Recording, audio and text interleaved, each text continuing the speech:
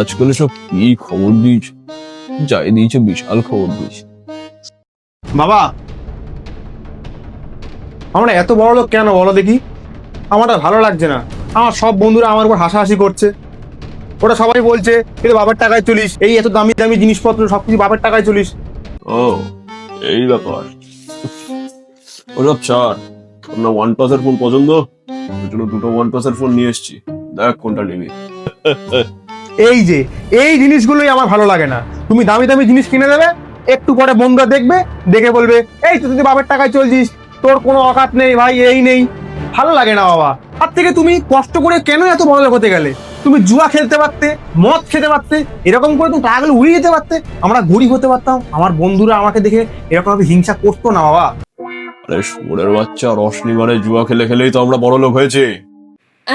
হ্যাঁ, ঠিক আছে।